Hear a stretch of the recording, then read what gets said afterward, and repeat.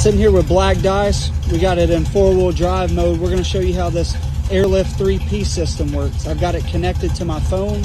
I'm at full lift. You can see here. I'm just going to air it out.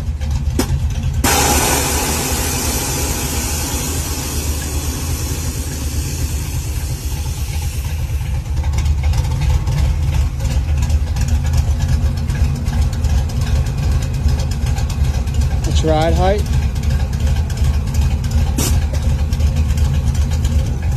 That'll be our lowest setting if we're trying to drive around a show to still be able to turn and that kind of stuff. You can still go lower.